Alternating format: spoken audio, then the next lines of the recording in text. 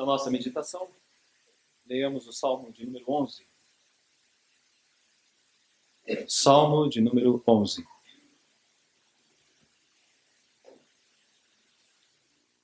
No Senhor me refugio. Como dizeis, pois, a minha alma, foge como pássaro para o teu monte? Porque eis aí os ímpios armam o arco, dispõem a sua flecha na corda para as ocultas dispararem contra os retos de coração. Ora, destruídos os fundamentos, que poderá fazer o justo? O Senhor está no seu santo templo. Nos céus tem o Senhor seu trono. Os seus olhos estão atentos, as suas pálpebras sondam os filhos dos homens.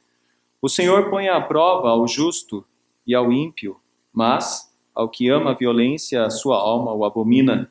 Fará chover sobre os perversos brasas de fogo e enxofre, e vento abrasador será a parte do seu cálice. Porque o Senhor é justo, ele ama a justiça, os retos lhe contemplarão a face. Dá-nos, ó Deus, entendimento, compreensão do teu querer para as nossas vidas. Socorre-nos, ó Deus, e fortalece-nos. Pedimos isto em nome do teu santo e amado Filho Jesus, pela mediação e ação do teu Santo Espírito em nós. Para a glória do teu nome. Amém. Você já teve vontade de fugir, de ir embora, de jogar tudo para o ar e dizer, não quero mais isso, não quero participar mais disso, não quero mais viver isso? A fuga é uma realidade. Nós encontramos na Bíblia homens que procuraram a fuga.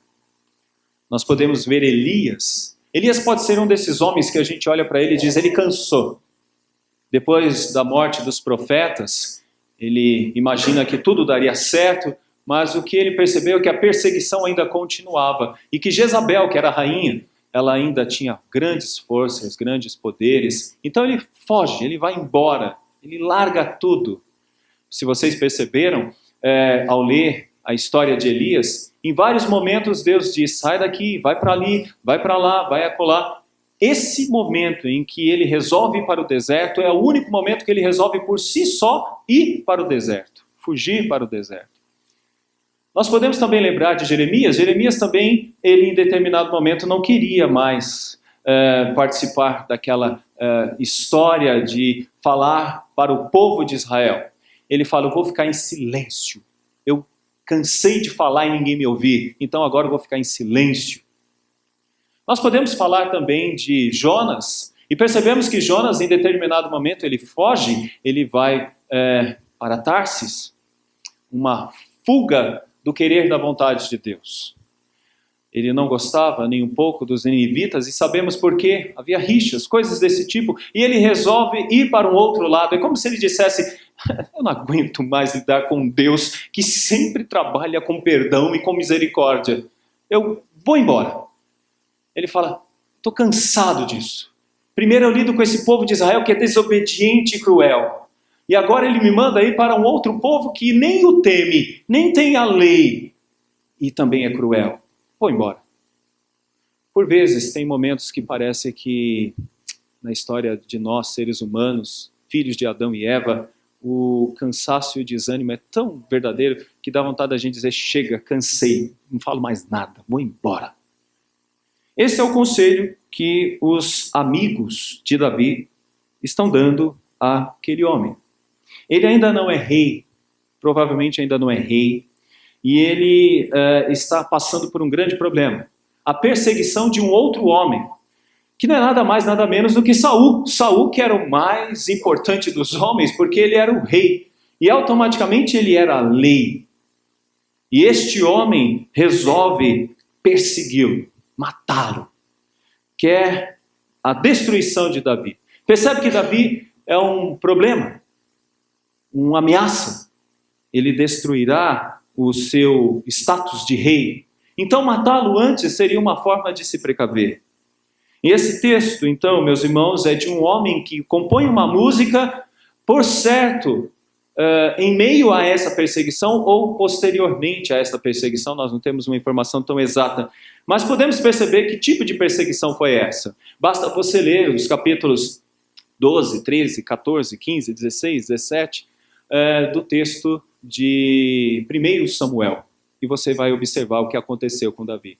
Davi teve 2 momentos que, de maneira direta, Saul tentou matá-lo, e depois ele passa por um processo gigantesco de perseguição, de um lado para o outro, correndo, porque Saul pega boa parte do seu exército para matá-lo.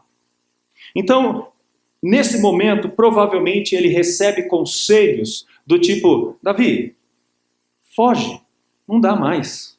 Não adianta você continuar com essa história de permanecer aqui por perto. Não adianta, Davi. Esse homem é poderoso. Ele tem grande poder. E outra coisa, você não pode confiar em ninguém. Há um contexto interessante, um momento em que Davi encontra homens que o traem, os ifeus, traem Davi. E Saul está à espreita, a qualquer momento, para matá-lo. No texto fica nítido no verso 2, porque eis aí os ímpios armam o arco, dispõem a sua flecha na corda, para as ocultas dispararem contra os retos de coração. Então, esse é todo o contexto de dor, de sofrimento e de luta deste homem chamado Davi, que foi ungido por Deus para ser rei um pouco antes, creio, deste salmo. Então, nesse contexto de lutas e de dificuldades, nós encontramos aqui um salmo que, por certo, retrata o que ele sentiu e o que também nós devemos sentir. Porque qual de nós aqui também já não pensou: chega, não quero mais, chega, cansei, jogar tudo para cima e fugir. Talvez alguns já passaram por isso nos seus casamentos, e talvez alguns viveram isso no seu casamento, talvez alguns viveram isso na sua vida de trabalho, de atividades, passando por dificuldades aqui e acolá, com o chefe ou com amigos, talvez, no trabalho. Lutas em várias áreas, em família, tantas coisas que fazem com que a gente possa pensar: para que continuar com tudo isso? Do que vale a pena? Por que lutar contra todas estas coisas? O que fazer quando isso nos atinge? O que realmente devemos fazer? Bom, para piorar a situação, no verso 3 diz que, ora, destruídos os fundamentos, que poderá fazer o justo? Esse é o outro detalhe do texto forte que fala sobre fundamentos. O que ele quer dizer com isso? Algo que a gente já viu na liturgia. Lembre-se de Isaías. A verdade se torna algo para não ser aceito e recebido e vivido, e a mentira passa a ser a realidade. Ao invés da verdade, a mentira. Que chamam o mal de bem e o bem de mal. Significa que alguém dá as cartas e determina o que é verdadeiro e o que é falso. Essa pessoa destrói os fundamentos e ela passa a viver a sua realidade. Quem faz isso? Provavelmente Saul. O principal perseguidor de Davi é Saul. E Saul, ele é o rei. E ele dita as coisas. Ele fala: esse exército vai atrás de Davi. Davi lutou contra o reino. Vamos perseguir Davi. Ele determina o que é verdadeiro, ele determina as leis, e Davi vai viver fugindo. E ele não tem o juiz para quem pedir. Por exemplo, Saul mata todos os sacerdotes que são favoráveis à justiça. As atitudes de Davi são terríveis. Por exemplo, ele presta sacrifício quando somente o sacerdote deveria prestar sacrifício. Ou seja, eu sou a lei. Eu determino o que é verdadeiro. Eu determino o que deve ser feito. Não há mais uma constituição, não há mais uma regra, porque foi destruída. A subjetividade humana ou desse rei passa a ser a lei. Então piora a situação, porque Davi não tem um tribunal para quem recorrer, no qual possa dizer: olha, eu quero a minha defesa, eu quero aqui o meu direito de defesa. Ele não tem direito de defesa. O conselho é, Davi, você não tem mais fundamentos. O que o justo pode fazer? Você não tem mais onde correr. Para onde correr? No nosso contexto, seriam as câmaras, seria o judiciário. É de lá que temos os princípios reais que devem reger o que deve acontecer no nosso país. Quem faz greve, quem não faz greve. Quem deve ser preso, quem não deve ser preso. Se no meio desses poderes há corrupção, quebrou seus fundamentos. Então não dá para se confiar em mais ninguém. Parece que é uma realidade bem próxima de cada um de nós, e não somente no Brasil, mas em muitos lugares do mundo. Onde há dinheiro, há corrupção. Onde há dinheiro, alguém pode entregar o justo na mão do injusto. Há aquela expressão típica de um jogador de futebol, o mundo é dos espertos. Então, Davi não tem para onde correr. Qual é qual é o conselho? Foge. É melhor fugir. Mas, meus irmãos, de algumas coisas é possível fugir, sim. De algumas coisas, sim, é possível fugir. Mas não é possível fugir de uma missão que nos foi dada por Deus. E Davi entende que vive uma missão que foi dada por Deus. Ele não queria ser rei, mas Deus o ungiu rei. Ele não vai passar a perna em Saul, mas ele sabe que o seu papel é de ser rei, é a sua missão. Ele estava cuidando de ovelhas e Deus o chamou para ser rei. Em outros salmos ele deixa isso bem claro. Ele diz, eu não escolhi isso, eu não quis isso. Deus me colocou nessa posição. E se Deus me colocou nessa posição, devo arcar com as minhas responsabilidades diante dessa posição. Por isso, nesta noite, eu gostaria que nós entendêssemos a nossa missão, o nosso dever, diante de grandes responsabilidades que temos. Quero ressaltar algumas em particular. Primeiro, algumas bem particulares mesmo, né? Eu posso dizer o seguinte, você é pai dos seus filhos e você não pode abrir mão dessa missão. Alguns querem abrir, mas um pai responsável não, ele vai e vai cuidar do seu filho. E mesmo que ele tenha 30, 40, 50 anos, ainda é pai. E ainda age como pai. Tem responsabilidades.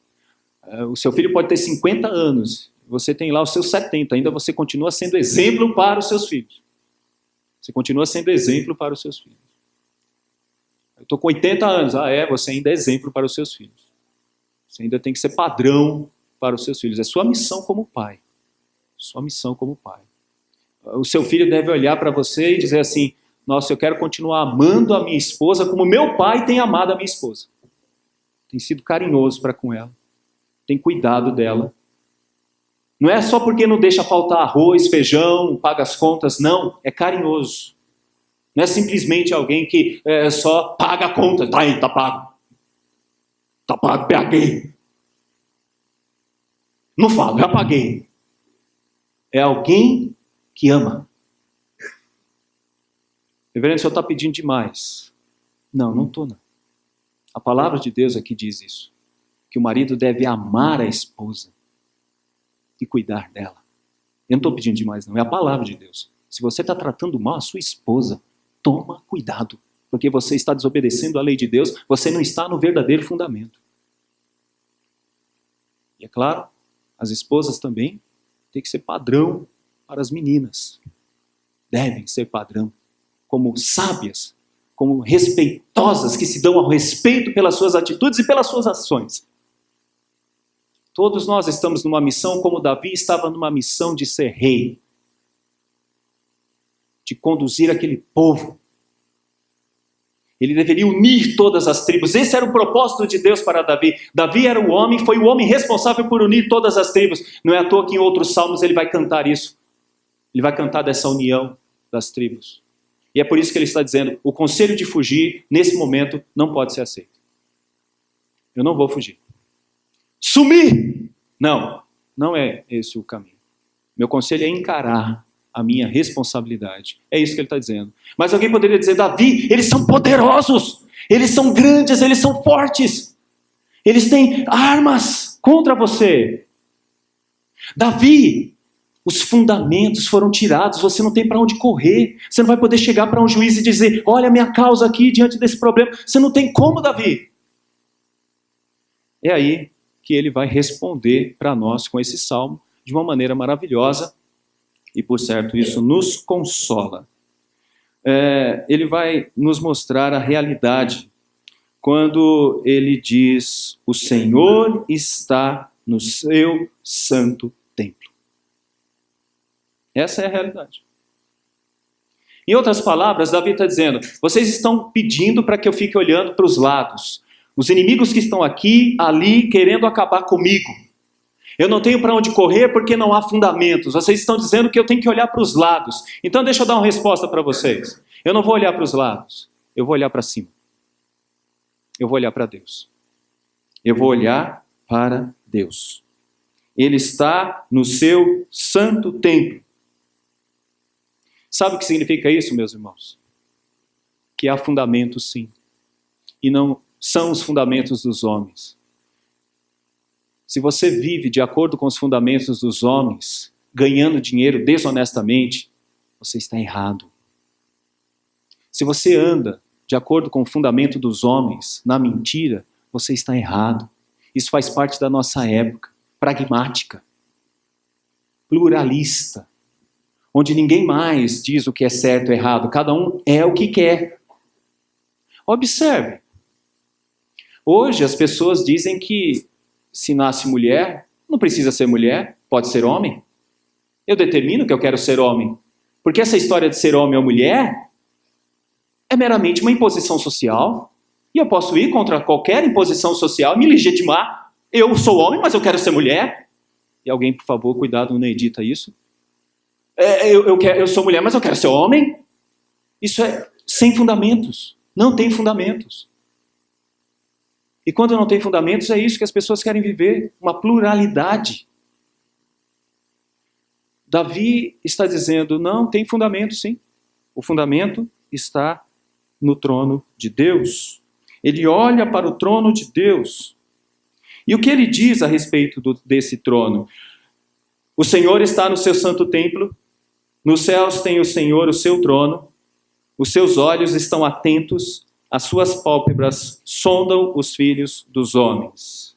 Vamos entender uma coisa importante. Quando Abraão foi chamado por Deus que está nos céus. Então ele sempre tem um olhar para os céus, porque Deus o chamou de lá.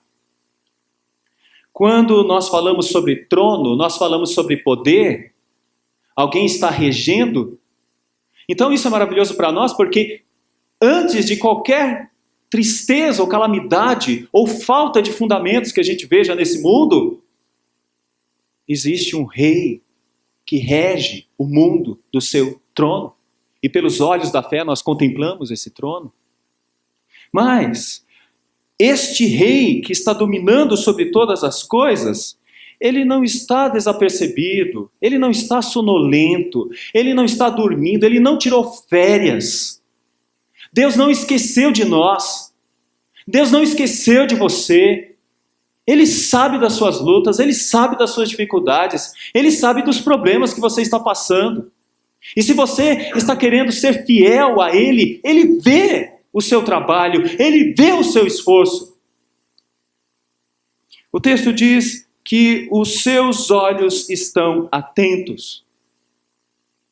Por vezes nós queremos andar por vistas, pelo que os outros vão dizer, ou pelo que os outros vão pensar.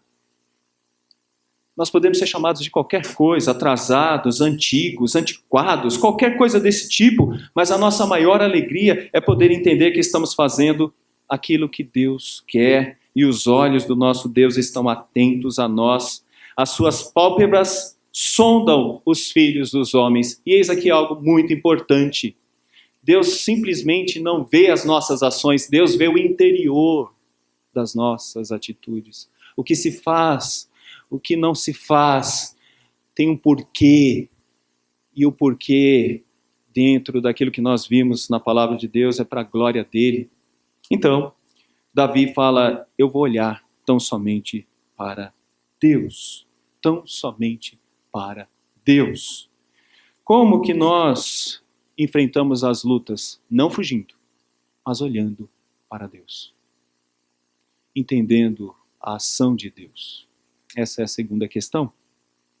Ele diz no verso 5, o Senhor põe à prova ao justo e ao ímpio. Em outras palavras, as dificuldades que atingem esse mundo acontecem tanto aos santos como também aos ímpios, tanto aquele que sacrifica como ao que não sacrifica, tanto para aquele que faz pela alegria de fazer para Deus, como aquele que faz tão somente para receber alguma recompensa nesse mundo, como um fariseu. Mas porque os olhos de Deus sondam e conhecem o nosso coração, nós podemos entender que quando um crente passa por dificuldades e por lutas que causam nele até o desejo de desistir, como aconteceu com Davi, isso tem um propósito bem claro, tem um propósito bem nítido. Nós podemos entender, meus irmãos, que são provações necessárias para o crente, para amadurecê-lo na fé, para enriquecê-lo no conhecimento da palavra de Deus, para fazer dele alguém mais maduro na sua fé. Isso é muito bom.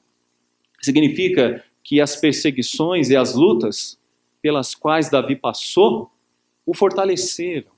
E, aliás, fez com que ele produzisse coisas muito boas, como este salmo que estamos lendo aqui agora. Essas lutas e essas dificuldades causam em Davi amadurecimento e fé. Ou seja, Deus enxerga e Deus faz as coisas com muita razão, com muito propósito. Para nós, prova. É assim que acontece. É como se os arrimos estivessem sendo tirados para que aquela parede permanecesse firme, permanecesse inabalável. É assim que devemos enxergar, meus irmãos, a ação de Deus para com os crentes. As nossas lutas e as nossas provas acontecem em todos os ambientes mesmo. Criar filhos, trabalhar, o quanto é complicado trabalhar. Amanhã é segunda-feira e nós vamos encarar mais uma semana, o quanto é complexo trabalhar. Por certo, alguns na cama poderiam dizer, eu vou desistir, eu vou ficar aqui mesmo. Lava as mãos. E você vai ter que levantar da sua cama quentinha, vestir uma roupa fria. Desculpa eu estar lembrando isso para você agora. E você vai ter que encarar o busão, o trem, o trânsito e vai ter que dizer uma coisa, esta é a minha missão. Para alguns é muito simples, mas para outros se torna mais complexo. Posso dizer para vocês que existem fobias, algumas pessoas têm medo de ir para o trabalho, para enfrentar o que tem que enfrentar lá. Mas é a missão dessa pessoa. Se tivesse a oportunidade de ir para um outro lugar, por certo iria, mas não há. Tem que trabalhar, tem que exercer sua função. Os filhos que você tem são seus filhos, não são outras pessoas que vão cuidar deles, é vocês que devem cuidar dos seus filhos. Não dá para abrir mão, não dá para terceirizar e dizer, passo, deixa ela fazer, deixa a outra fazer. Não, é sua missão. E para nós tem algo muito mais complexo, sabe o que é? Não é simplesmente ensinar a tabuada. A complexidade para nós em cuidar filhos é de mantê-los nos caminhos do Senhor. Como é complexo isso? Como é difícil isso? Como é duro isso? Muitas vezes filhos, meus irmãos, são provas. Desculpa dizer, muitas vezes esposas são provas. Desculpa dizer, muitas vezes maridos são provas. Não daqui, aqui não, em outros lugares. Mas são provas. E você tem que ser firme na sua missão de esposa, na sua missão de esposo e lutar. Você fala, Senhor, tu me destes esse marido, tu me destes esse filho, me ajuda, Senhor, a cumprir com a minha missão de mãe, com a minha missão de pai ou de avó, que assim, ou outra coisa que seja. É isso que nós observamos, meus irmãos. Quanto ao ímpio, o texto diz que a parte que lhe cabe é triste e penosa. Nós sabemos que muitas pessoas lutam contra o reino de Deus. Muitas pessoas querem ver o fim do reino de Deus. Mas o fim dessas pessoas é que é triste. Diz o verso 6, fará chover sobre os perversos brasa de fogo e enxofre, e vento abrasador será a parte do seu cálice. Davi está dizendo algo mais ou menos assim, olha, mesmo que eu esteja dormindo, tendo como travesseiro uma pedra, eu tenho dó de quem age sem fundamentos. É isso que Davi está dizendo.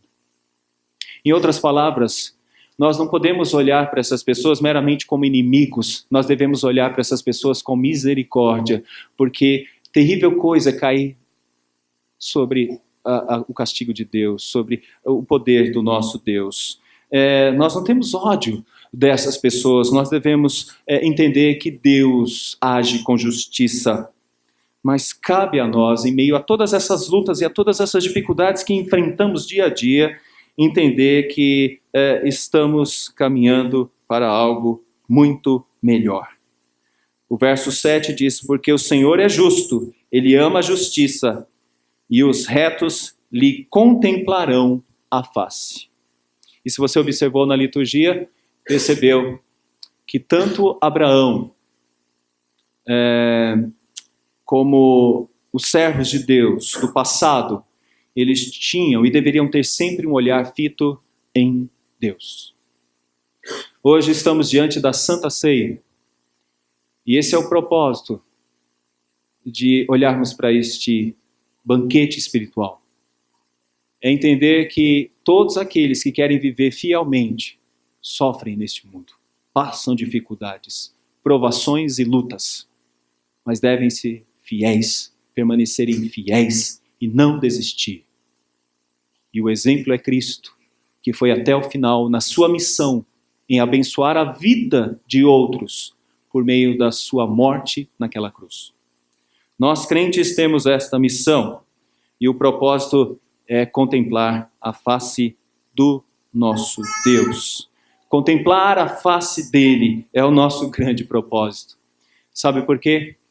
Chegaremos num lugar onde nunca os fundamentos serão abalados.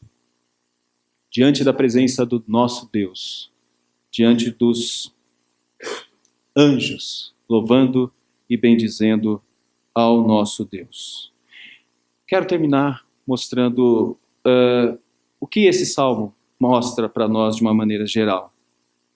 A ação dos ímpios, há conselhos que devem ser rejeitados. A ação dos ímpios, arcos, flechas, há ocultas, disparam, destrói o fundamento. O conselho que não devemos receber, ou os conselhos que não devemos receber, é fugir. Não encarar a nossa responsabilidade. E não ter como base que a desesperança, porque não há fundamentos, deva nos motivar a isso. Mas devemos olhar para as ações de Deus nesse texto. Ele está no seu santo templo, ele vê tudo, ele conhece tudo, ele sonda os nossos corações. Ele prova o crente em meio a essas lutas. Ele prova. O Senhor nos dá estas provas, mas ele conhece o que nós podemos aguentar e suportar, como diz o texto de Corinto. Ele mostra o que podemos fazer e o que podemos aguentar. Mas o que é mais importante para nós, nesta noite, para sairmos daqui consolados e confortados pelo nosso Deus, é de que, num momento tão complicado e tão complexo, cheio de tantos desafios, o que devemos fazer é não olhar para os lados. Talvez como Pedro, naquele momento difícil, onde ele está andando sobre as águas e começa a afundar, quando vê a água batendo no seu rosto, o vento, e Jesus o pega pela mão e o levanta. Nós devemos fazer o que esse salmo está propondo a nós.